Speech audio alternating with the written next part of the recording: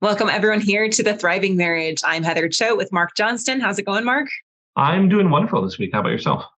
Doing good. We were just talking about how fall is in the air. It's starting to get a little bit colder. I'm excited for the changes, but yeah, I hope that you guys are doing well no matter where you are in the world. Today, we're going to be talking about 5 signs of a strong and healthy relationship. And I'll admit, this is really refreshing to me. I'm sure it's refreshing to you, Marc. We are the ICU for marriages, right? So we often talk about how to save your marriage and like what to do when your spouse wants out. And so this is really refreshing to talk about a strong and healthy relationship and what we call a thriving marriage. But before we get to that, though, we're going to share our client win of the week. Marc, you want to share this one? Yeah. This one is coming from an anonymous client of ours. They're saying, hey guys, I've been on PATH program for about a week now, and I've got to say, I'm pretty shocked at the turnaround I have noticed. Slowly but surely opening up communication with my wife. Just this morning, she initiated conversation via text about our puppy, but there were little jokes in there and some playfulness. I'm choosing to take this as a win. Still a lot of work and ground to cover, but stay in the course. And yeah, like I like this because there can be some quick turnarounds with just a little bit of some nudging and, just some small adjustments. Now, not everyone's going to be in that boat, but absolutely, like especially with the PATH program, we like to make sure that like, hey, let's get these little adjustments in and see if we can get some of that quick turnaround. So I'm glad, this person is seeing some great success there. Yeah, it's delightful to me as well. It's kind of one of our intentions is to help you guys see a difference within just the first few weeks to get things going in the right direction. And so we love to see that when that happens, and it happens often, which is really fun. All right. So now we asked you guys over in our Thriving Marriage Facebook group, what are 3 things that you think makes a strong and healthy relationship? And we got a lot of comments there. And it was really fun to read through those. So if you're not a member of the Thriving Marriage Facebook group, go ahead and join now because it's an incredible community. So Marc, what did you see as you read through some of these comments? I saw a lot of specifics, but there definitely was some themes. If we look underneath what those specifics, what it was really about, I think a lot of the things that I was seeing was comments around communication, like whether it's we talk about our problems or we don't go to bed, unhappy or something along those lines. There was a lot of comments around communication. There's a lot around commitment. And I see this as, making sure that no matter what happens, you're working through things and having that kind of value that I'm standing for the relationship, even, through thick and thin. A lot were commenting on intimacy, though some were calling this by different names. They're talking about it in terms of vulnerability or closeness. And certainly I think that's a really great sign. I think one of the things I really appreciate about my own marriage is just the feeling of being able to be close with my wife. I also saw a lot of themes of compassion, liking each other, having some focus on each other's needs. So a lot of different things. And I think all these are really good answers. Normally I'm here to say, you know what? I think I have a better take on this than all of you. And I get, but I think these are all good answers. And I think they're right in line with a lot of, what we say generally. And I think what a lot of other experts say as well. Yeah, agreed. So Marc, in like previous podcasts, even just the last several ones we've done recently, we've talked about our 5 pillars or foundations of a healthy relationship. And we are going to touch on those really briefly, but then we're going to go a little bit deeper into some signs that you can look for that things are going really well and why each of those signs are so significant.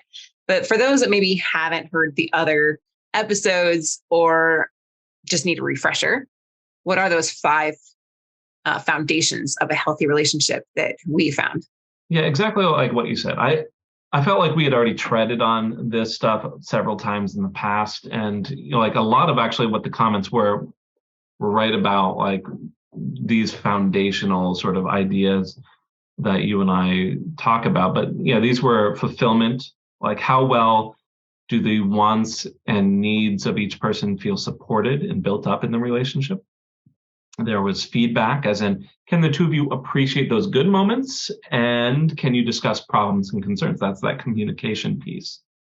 We talk about intimacy, how to be open, vulnerable, how close you can be within your relationship. We also talk about positive regard, like as in, is there forgiveness and acceptance? There's an assumption of positive intentions. How do you view each other? And then lastly, commitment, like how willing are you to work through things even when it's rough? And yeah, like I said earlier, I think a lot of the comments mirrored a lot of these things that we've been talking about, for the last month or two. I can't remember how long we've been kind of pushing on that one. But yeah, I think, like, in case you didn't know, this is what we think makes a good, healthy marriage.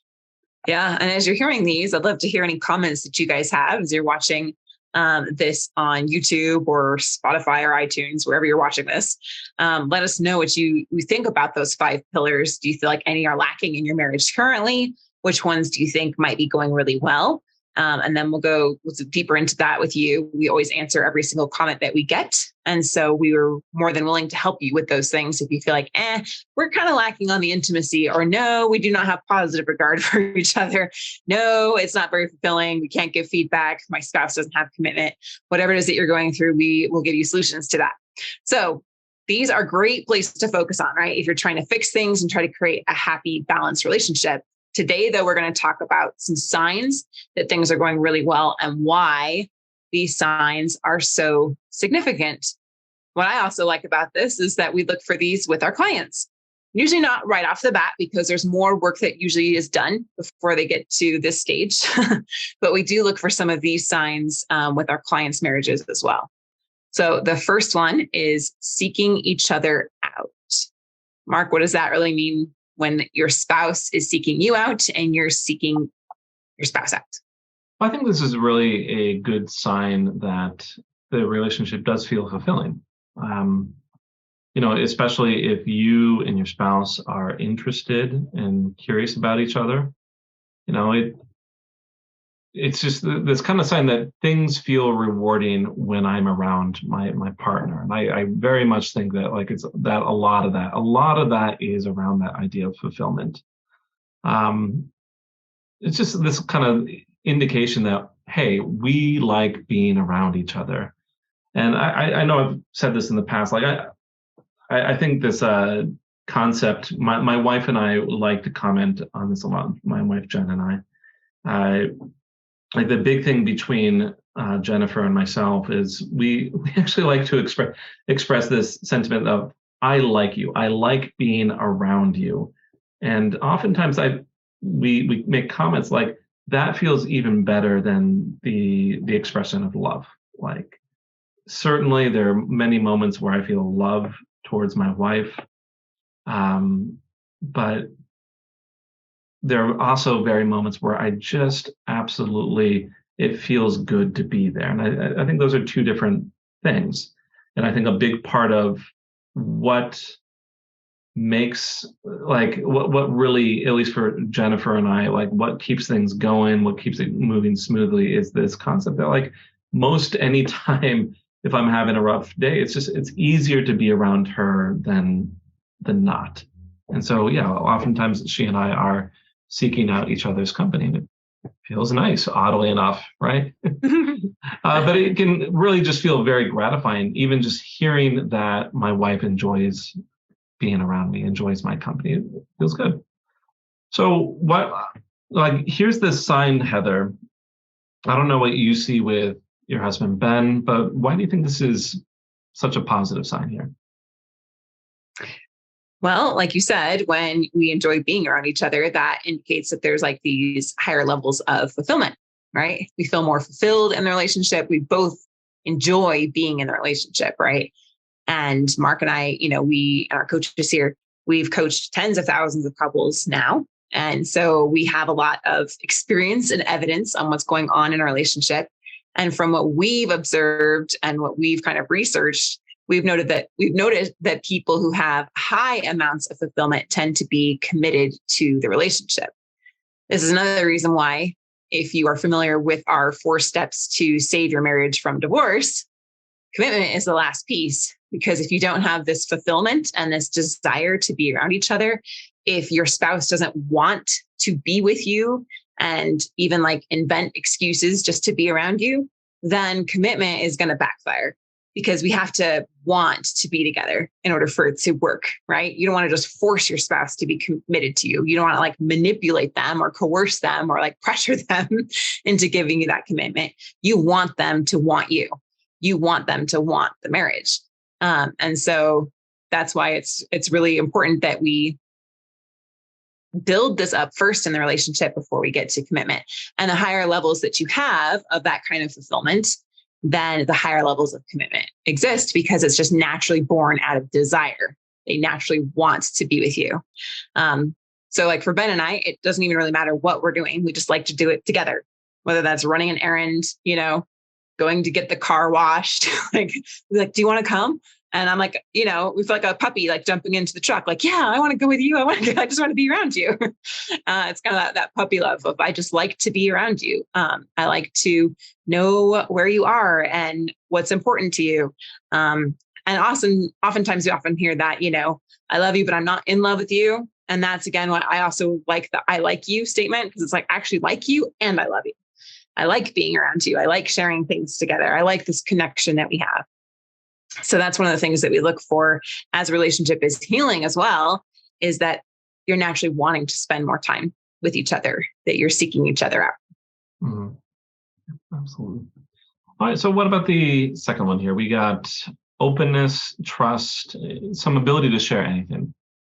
What do we think about this? I mean, a lot of these signs are kind of reflecting back on these foundational sort of principles. But absolutely, like if I think here, Heather, the more that you can share with your partner and feel okay about that sharing, I think this is absolutely a great sign that things are going well. What do you think? Absolutely. I think at the core of every human being, like we want to be loved and accepted for who we really are, not for what we do or what we say, but we want to be accepted for who we are, right? And being able to share anything with your spouse and share vulnerably that true inner part of yourself and have it be accepted, right? And this gets even better though when things are shared and there's a respect for what is shared. And that's a sign of a very healthy relationship, even if it is something you might not even agree with or even fully understand. But if you can respect it, then that helps them feel safe to share even more. And when you feel respected in what you shared, then you feel safe to share even more. What do you think, Marc? Yeah, I think, and I hate to keep pointing back at my own relationship, because I don't want to give this impression that like my marriage has been without bumps or anything, or without some amount of rockiness. But yeah, like I think the way Jen and I approach a lot of this is almost like a sense of sacredness around the life that we're sharing together, the things that are shared. This might sound terrible, but I know like Jen has these conversations with like her female friends and will be like, I want to tell you, Marc, about what my friend said. And even though they said, don't share it with anyone, you don't count as anyone. You don't count as a person that I'm sharing with. And, a large part of that is because, there's this understanding that whatever is shared here between her and I, we know it's not going to go anywhere else unless it absolutely has to. And we've built that up. We know like where those lines are. So there's a lot of respect. You kept using the word respect, Heather, and I think that's a really good word here. Why I think this is a really important sign, I think it really shows what the relationship means to each individual. Basically, a lot of that openness translates to creating a sense that the relationship is special or unique. It's something that other lesser relationships can't really provide, like friendships or coworkers. Because if I'm able to be open about anything, and I know that I'm going to feel accepted and not just, understood at the same time, that's a very, I think, unique sort of position that your marriage can be in. I think it shows each partner that special nature, that we're able to interact or share more with each other than we can with other people, whether that is emotions or information, or being a little bit more physical and sexual. Like those are all forms of like openness, trust, intimacy, and whatnot. I don't know, like I imagine like you and Ben probably have some similar sort of principles or values within your relationship. I don't have any sort of monopoly here, I imagine. Right. And just like you were sharing, like your marriage isn't perfect. We didn't always have that. And sometimes it's still, a progressive type of thing. I think I shared a couple of weeks ago, like, okay, Ben, I've got something really scary that I want to let you know. Like I want to tell you something that feels scary to me to tell you this. Right. And then as I share it and he respects that and he gives the reward for my openness, that then gives me a feeling of security and trust to be more open and vulnerable. The next time I feel like I have something scary to share. It's very sherry. So that's what helps create that intimacy cycle and the positive momentum, right? That we talk about an intimacy cycle is that you are more vulnerable. That's rewarded positively. That encourages you to be more vulnerable.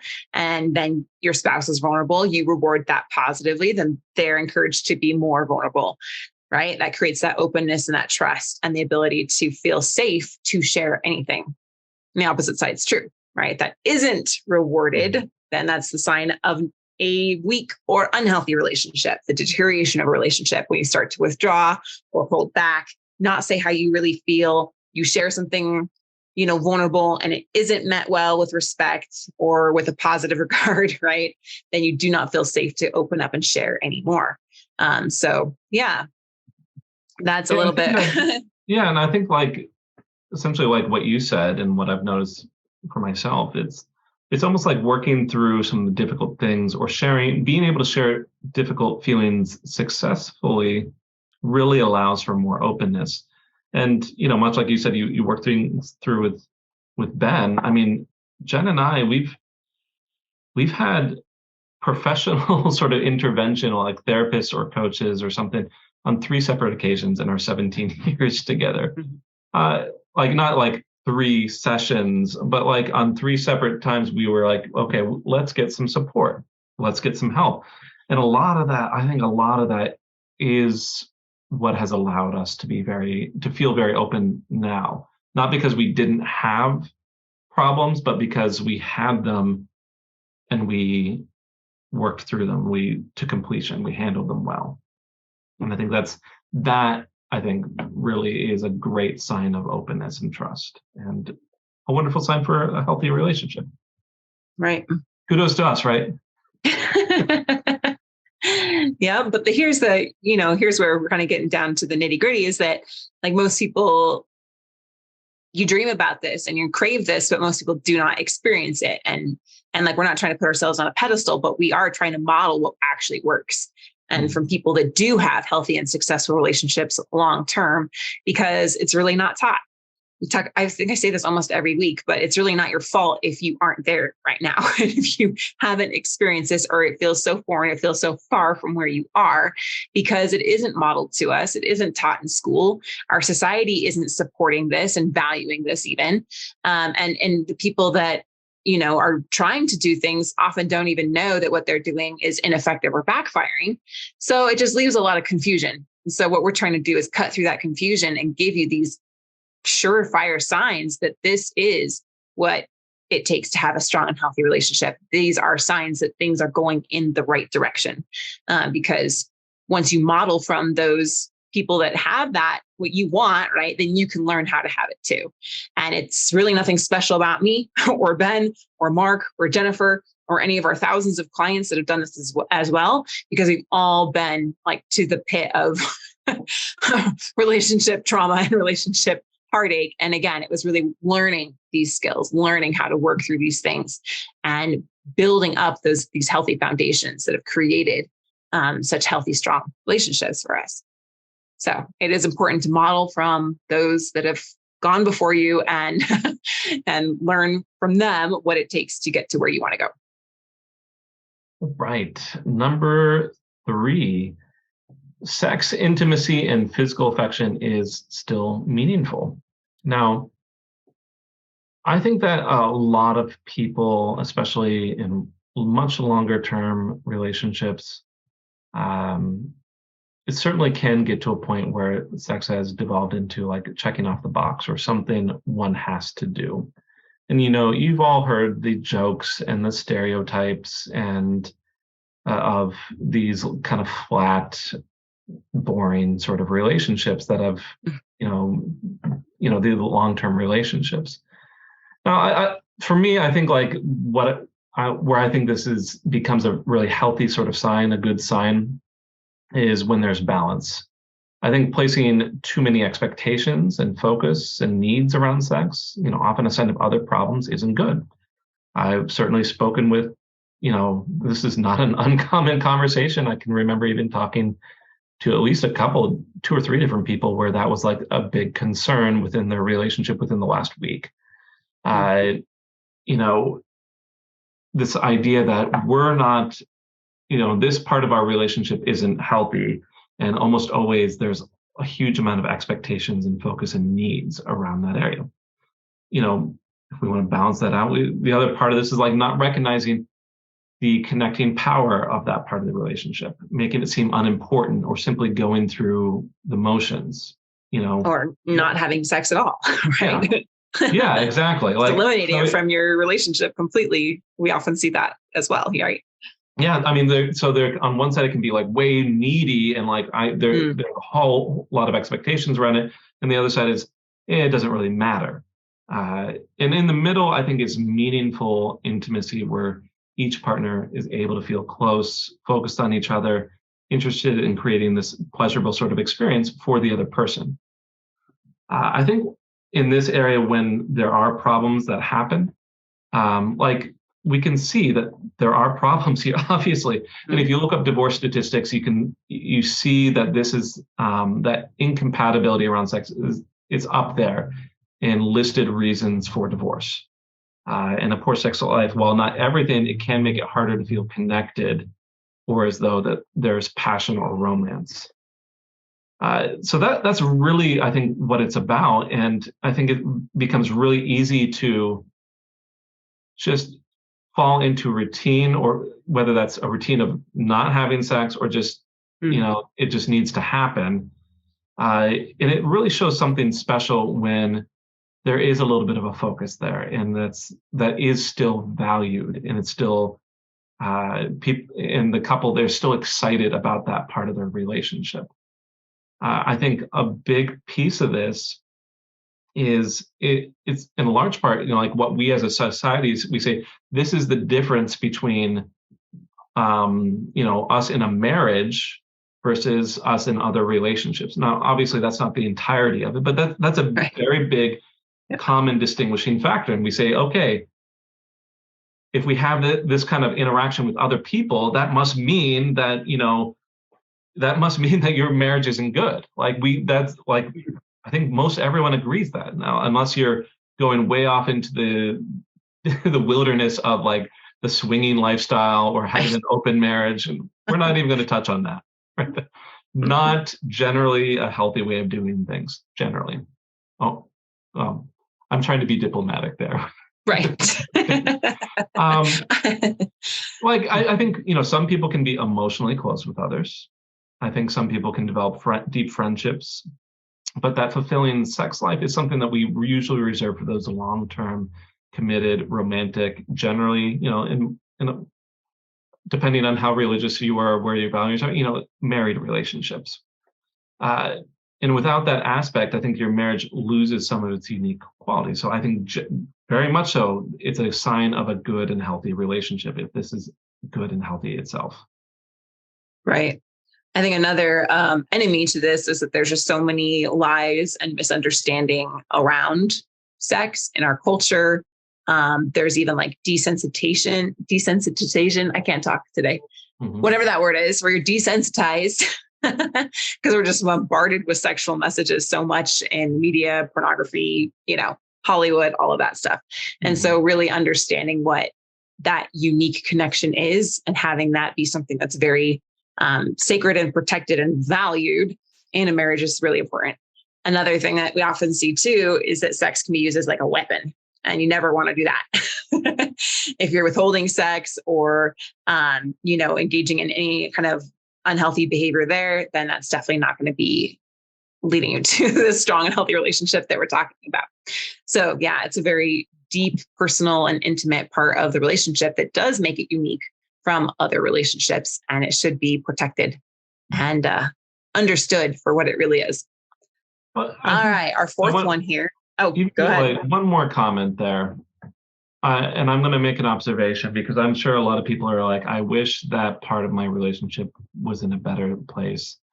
And you know what? I would say almost always when that's not going well, I hear over and over and over again, the partner who's letting it, who's not quite as focused on sex, they hear, or that they expressed to me that they're like, they didn't know that it was that important. They didn't know it was that big of a need. And so, I'm going to just point this out and saying, hey, there's actually generally a lot that you can do when you are able to sit down and really work through some of those issues. I think a lot of people would much rather work through an uncomfortable conversation like that rather than face the prospect of separation, which is what a lot of people wait till it gets to that point. So just want to make that point there. Anyway. Yeah, agreed. I'm going to make one other side point. We're talking about, as a bit of a side thing, because this is where we tend to focus on with you guys in the podcast and what most of you are experiencing, is that this kind of the sexual intimacy, physical intimacy tends to come later in the marriage restoration. It's one of the things that typically comes after we work on some other things. And so pushing for it too soon can often backfire. But then when it feels really normal, natural, and right, then it's an amazing way to deepen the connection. It is a sign that things are going in the right direction. I'm going to reinforce. I know I made an aside, you made an aside. I'm going to reinforce that one thing one more time, because I did just talk with someone. I had the couple in, both the husband and wife, and one of the partners was really upset that early on in the process of reconciliation that sex wasn't resuming immediately. And so, that's not coming out of nowhere, Heather. Right. Your comment there. Right. We do see that. Like, why aren't they holding my hand? Why aren't they hugging me? Why aren't we making love every night? It was even, why aren't they, I told them that the whole reason I'm leaving is, our sex life isn't good. I'm working on this now. Why isn't this happening yet? It was like a week or two. Yeah. It takes a little more time is what we typically see. All right. Let's now go to the fourth one, which is acceptance. I love acceptance. Acceptance is all about how much you recognize that your partner is their own person with their own preferences, choices, and opinions. I feel like I got smacked up the head with this one. I don't know why, but this is really important to recognize that your partner is different than you, right? And sometimes this means that there's forgiveness when those opinions clash, and there's some grace to recognize that they are who they are. And so even better than that, though, is the ability to even appreciate differences. That's even another level up from just accepting differences. Yeah. So Marc, any thoughts on this, and why is this a great sign? I can think of very specifically moments where I look at my wife and I love her for her spontaneity and just being able to create, a nice environment out of nothing.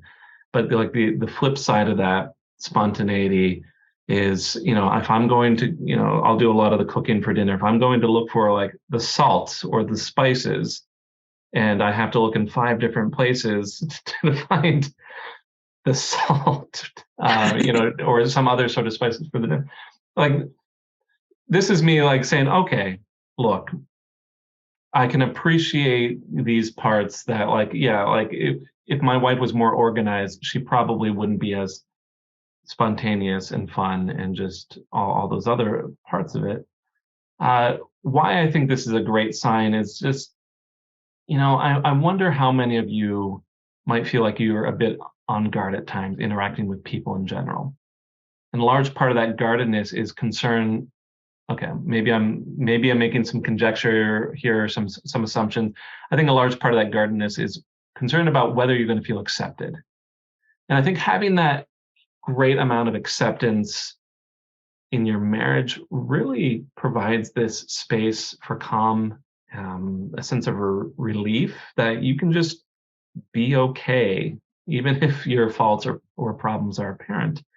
I mean, this is all what we kind of want with a long-term relationship.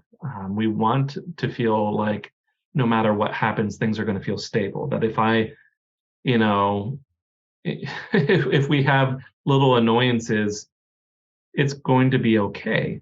I mean, to me, I don't know about everyone. I can't speak for everyone, but that feels hugely calming and stabilizing, and it just kind of gives you this sense of warmness. Like everything is fine because I know I can come to this person, and there's not going to be judgment here.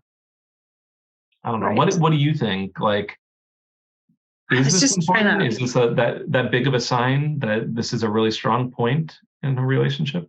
yeah, I was just trying to look up. I was just reading, and I wish I could quote them. So I'll try to put it in the comments if I look up later, because I like to try to reference who I'm quoting. But it's a psychologist and sociologist who's talking about the power of the tribe and how human beings were so wired to belong to the tribe, right? And we all know like this comes from like anciently, those that were off on their own would die. Like they would get eaten by a wolf or they would starve in the winter, right? So being part of a tribe meant protection, it meant safety, it meant security. And so we are so wired to be part of the tribe and not be outcasted. So I think it's our own like biology, our own wiring that we've inherited over all these generations of time that really make this a big focus of our brain. And the psychologist was showing actually how much of the brain's resources are devoted to the sense of belonging, that we're always looking, am I accepted here? Am I, is there a sense of belonging here? Or am I going to get kicked out of the tribe? Right. And so when we're in the tribe, we do get that relief from that fear of being kicked out, that fear of isolation, the fear of death, the fear of abandonment, the fear of rejection, the fear of not being good enough. Right. And so just knowing that that's kind of going on in our brain all the time is just a big piece of awareness. Right. And so really knowing that we can be accepted for who we are and that we accept our spouse for who they are gives an immense sense of that freedom and that relief and that security to kind of soothe that part of your brain. Like, you're okay. Like, no matter what happens, I've got you. Like, I'm not abandoning you and you're safe to be who you are. Right. And so acceptance in our marriages is really crucial in order to have that feeling of safety and security. And when we feel like we are being criticized or, our spouse does not accept us for some reason, that can be very threatening and make us feel that sense of abandonment or rejection. So being very careful and mindful of that. Now, I like even taking this a bit higher though, Mark, like you talked about with like appreciating differences, right? Not just accepting them, but actually appreciating them. I mentioned at the beginning of this section here, I felt like this was really hard for me to come to terms with. I don't know why it took me so long to realize that like Ben is very different than me and that was okay. And then that was like the level of acceptance. Like, it's okay that Ben's different than me in these areas. And now even evolving into, I actually really appreciate those differences. He is a little more spontaneous as well. He brings a lot of this fun and adventure and presence that really brings a lot of beauty and joy to my life. If he was exactly like me, then that would be completely boring and probably miserable. Right. So really learning to accept Ben for who he is and appreciating those differences is a really beautiful thing. And again, a sign of a strong and healthy relationship. Mark, what have you experienced? Yeah, I think so Jen and I have kind of discussed this sort of principle and come to terms with this. And I really like what Carl Jung has to say on things like this. It's a very like Jungian sort of principle. I don't know if you're familiar with him much at all, but like he talks about like this shadow self. And I'm trying to blank on the title of the book now, but there's a whole book about this concept of like where like us having strengths and there being like shadow version, like shadow sides of those strengths. Like I was talking about with my wife, where she's very spontaneous and fun and can create plans on an instant. But, the shadow side of that is that there's a disorganization and there's not a lot of planning so it's a little bit harder to know what to expect when what's coming up. And so I think a big part of having acceptance there over some of the differences is recognizing that a lot of the things that we're attracted to in our partner might also be related to those things that annoy us. Right. And coming to terms with that, like maybe I don't want my wife to be more organized, because if she is, that strength wouldn't shine through quite as much. And coming to this point where I'm like, it's okay, and this can be our little, pet peeve that doesn't really mean anything. And so I really kind of like that idea in trying to find acceptance with people and saying, okay, here's this thing that's really frustrating about them, but do I actually want it to change? Because it would mean a lot of other things as well. So I like that a lot. Yeah. Giving them some grace for those things that are the shadow side of the positive things that drew us to them, or that we really do love and appreciate about them. I think that's really beautiful. I like that.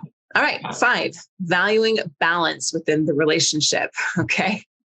Now this one, I think we should handle with a little bit of care here, because a desire to help things feel fair, even if it isn't always 50-50, right? And it's not really so much about things that we say about that. Yeah. Fair.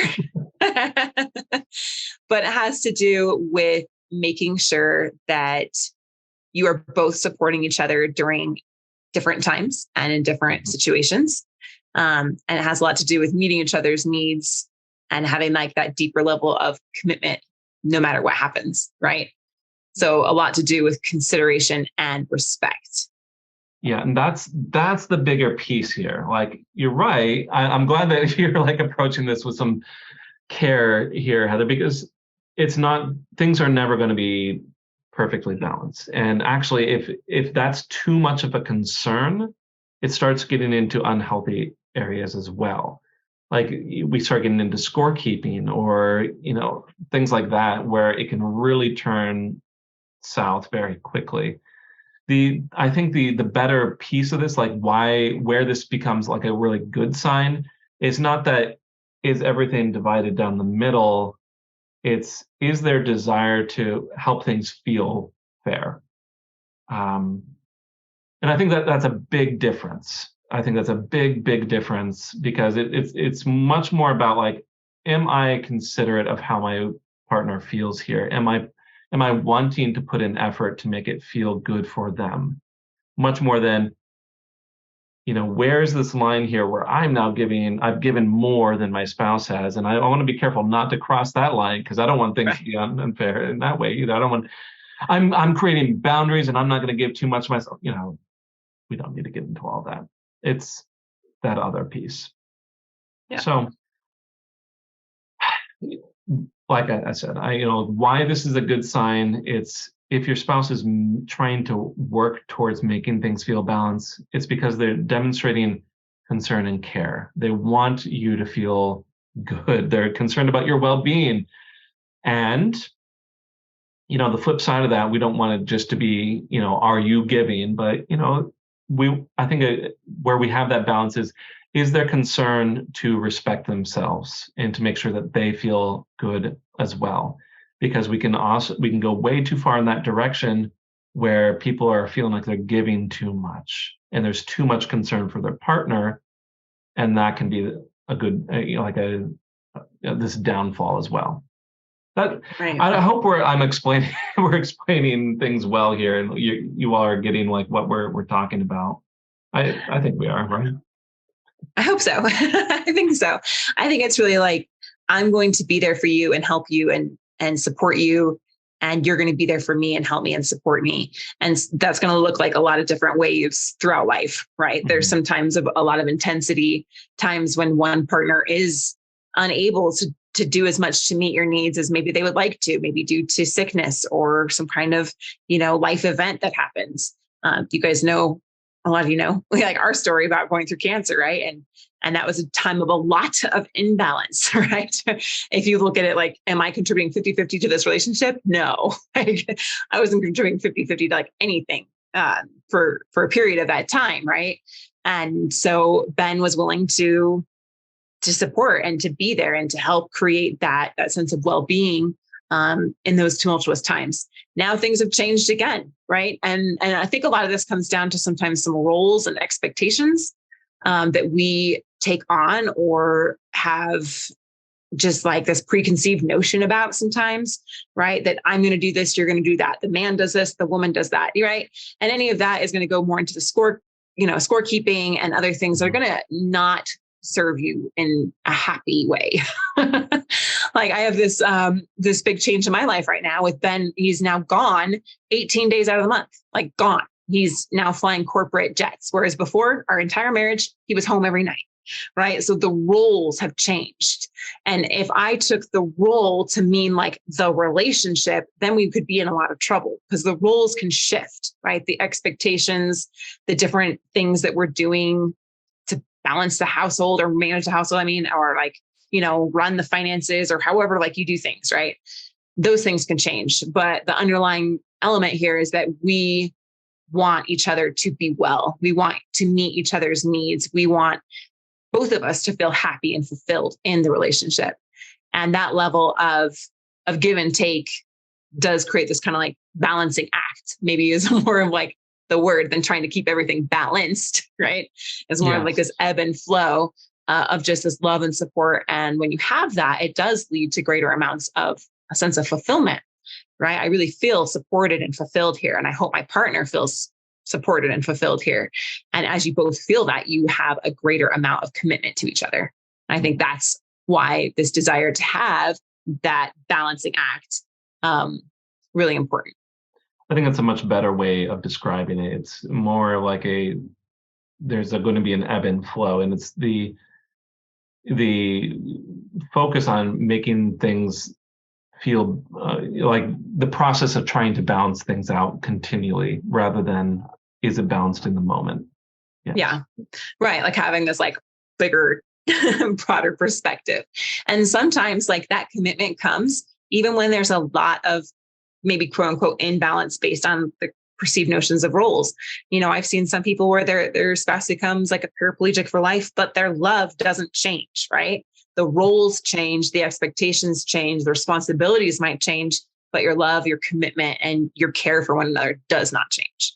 So let us know in the comments if you've experienced that kind of ebb and flow in your relationship, and if you would like more support to help things feel maybe a little more balanced, like you have the ability to receive your needs met from your partner and they have the ability to get their needs met.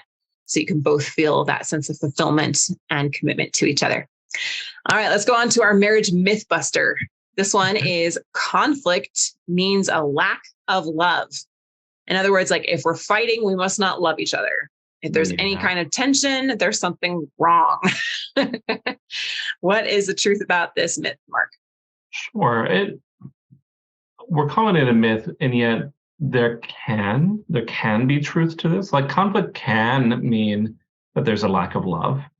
But I think there's a distinction here. And I think it only really means a lack of love if you're approaching conflict in unhealthy ways. I think the reality is that conflict merely indicates differences in priorities. That's like if we're just looking at conflict and what its significance is, it's that I'm prioritizing one thing, you would prefer a different priority in the situation. Differences which these differences in priority, they can often actually be discussed and resolved. So let's pretend like my wife Jen and I are arguing over chores. The real thing at play here might be simply, perhaps myself prioritizing relaxation over having an orderly home. And nowhere in that describes any inherent lack of love. The lack of love comes then when there's an inability to have consideration for what one spouse is wanting to be prioritized, or perhaps an inability to accept that sometimes your partner might have a different priority or preference. So when you start dreading that conflict, I believe it's because you might fear that it means pulling further apart. It means not being considered, like your priorities not being considered, and having to retreat as a result of that. And you got to remember that it doesn't need to mean that. It doesn't mean that you're going to pull apart. It doesn't mean that things are going to get worse, as long as you are creating some space for each person's priorities to be addressed. So you have a lot of control over this if you can handle it in that way, if you're creating that space. So just the suggestion, a tip there, go out and, if you want better conflict, do that. Create some space for everyone's priorities. Yeah, this really comes down to like the ability to give and receive feedback, right? Mm-hmm. To address issues. And conflict itself doesn't mean there's a lack of love, right? It just means that we need to learn how to better understand each other and to be able to give and to receive that feedback with our spouse. Again, another sign of a strong and healthy relationship. You got a bonus one. It really goes though into being open and being able to, have the openness, trust, ability to share anything. There's also the ability to give and receive feedback around sometimes some tense or sensitive things. So if you guys want more help like that, let us know in the comments, say me, and we will definitely help you understand how you can have the ability to give and receive feedback and to reduce some of the tension around conflict and be able to increase the love between you. All right. So let us know what you enjoyed in this podcast episode. What stood out to you? What kind of a difference is this making in your life? We love to hear and read from you guys. So thank you for sharing that with us. All right. So thank you for joining us today. And next week, we're going to share with you how to reignite and deepen your emotional connection. Great. Thank you, Mark. And we look forward to talking to you guys again very soon. Thanks for listening to The Thriving Marriage, your A to Z blueprint for not just surviving marriage, but thriving. Until next time, my friends, thrive on.